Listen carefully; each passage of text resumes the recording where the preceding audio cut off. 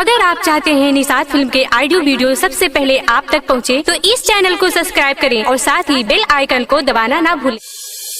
DJ वाला रे बजा रे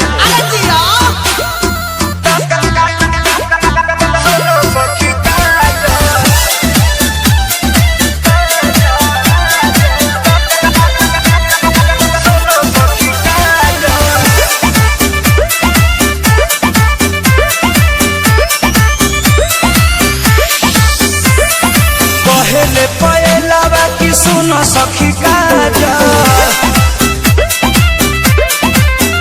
हाँ पहले पहला की सुनो सखी काजा के जुठियावल हो जवानी तोहर माजल, के जुठियावल हो जवानी तोहर माजल। पहले पहला की सुनो सखी काजा,